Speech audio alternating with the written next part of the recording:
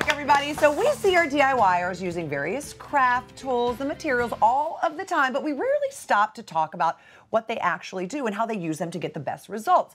So today we've gathered all of our great crafters around here today, Maria, Orly, and Paige, and they are breaking down the basics of clay, scissors, and the always handy power drill. Yes, so we are going to start with Maria because nobody loves clay more in the world than Maria. I mean, I live and die for clay. All clay. All clay, All clay. yes. And there are two kinds of clay when you're looking for clay. So we have our air dry clay and we have our oven baked clay. I happen to love the oven baked clay and highly recommend it. So it will come in, as you can see, I always store your clay, either one, air dry or the oven bake in a like plastic, plastic or Ziploc container. After you dry out, bag, it'll dry out. Yeah. And especially the air dry, because that's what it's meant to do. So you can see. By the way, if it does dry out, can you add water to it to get it back? I feel like it never really goes back. Okay. I feel like it doesn't. So I want you guys to feel this. So feel how that is. I love it feels it so wet, much. but feel it compared to the oven bake. Ooh, this is fun. The air dry feels extremely wet. The oven bake will feel very hard. It's more of like a ball, so you really got to work it in your hands in order to roll it out. Does it get soft though? It will. Once you warm it up with your hands, it'll really start to get to the point where you're able to work with it a little bit more. So when it comes to, for instance, this is the air dry clay. This has been 24 hours and is still really malleable. Oh my goodness, how long does it take to dry? It can take Oh, anywhere from like 3 days 24 hours. to a week. I tried to do bowls before, jewelry dishes, which I have done on the show before. I ended up using the oven bake, but I wanted to try out the air dry.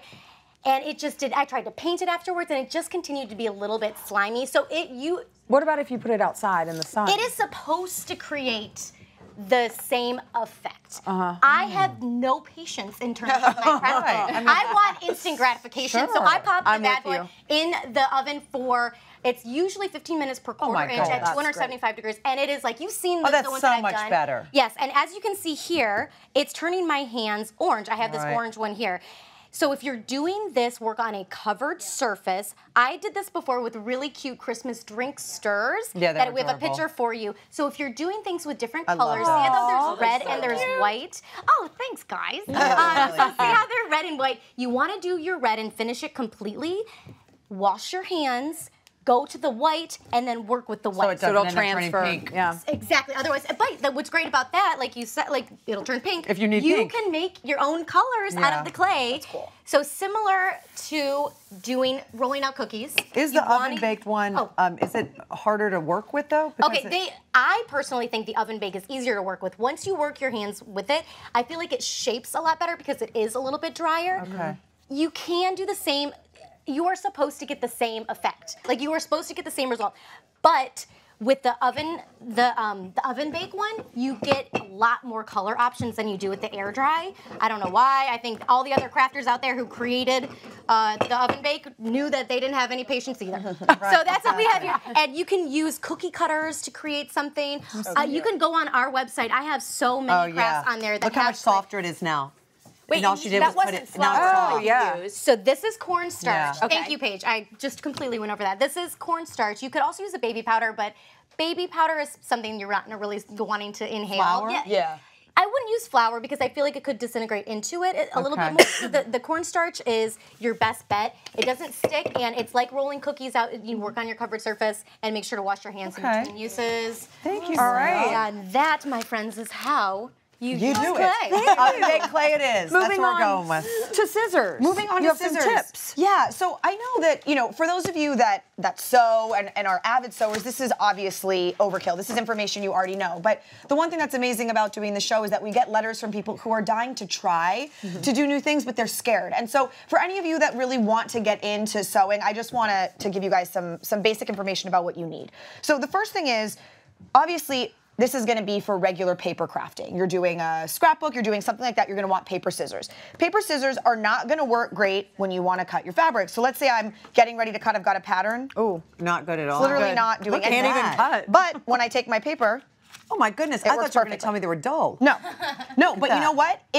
So those are regular scissors, right? What you can also use as regular scissors is fabric scissors that someone used for paper and ruined for you forever. You can then use those as paper scissors. So if you had an old pair of fabric scissors that aren't as sharp anymore, make those, mark them, and make those your new paper scissors. And defriend that person. And defriend that person. You can't sharpen them at all to get them back? Because they're expensive, scissors, right? They are, and you can see why. So when you use fabric scissors, there's a couple of really important things. Not only are they super sharp, but every part of the scissor is super sharp. Look at that. So Oh my you can goodness. use these little tiny edges. I'm like, I know I'm going to cut my finger. Yeah, no, I mean, there's no substitute for it, and that's why you never want to use paper. You never want to cut paper with your fabric scissors or you will ruin them. So keep them separate, keep them labeled so you don't do that. Where do you get good fabric scissors? Any fabric store you can get them. Okay. You can get them online, craft Are they store, super expensive? Joann's.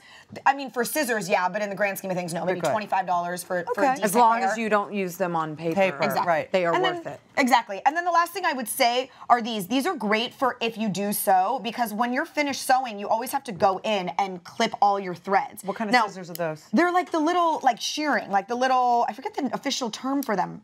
They're Pinky? very cute. Yeah, they're like... They're like crab claws. Yeah, exactly. We'll And you just use call them crab claws. Yeah, you use them like you would a tweezer. And they just go in, so once you're done sewing and you've got the little beginning and end of all of your threads, because that's how when you sew, you end up with a tail on each end, you get in there and trim, and it's a lot faster than using your big scissors and a lot less dangerous that you might have meant to do this and cut right through it. Oh my goodness. So these are really important as well, but if you've got these, you've got really everything you need to And are those sew. expensive as well? No, these are very These expensive. look so frightening to me. They look like they could really cut a finger. They're sharp. They are sharp. You've got to be careful with them. Do not let your kids around these suckers. No. Or husbands. I caught mine using it to cut paper. Well, now that's ruined. Well, husbands. You know what, Paige? When we come back, you're going to tell us about whether your husband has ruined the power drill or not. All right, that I can trust you. Come on back, everybody.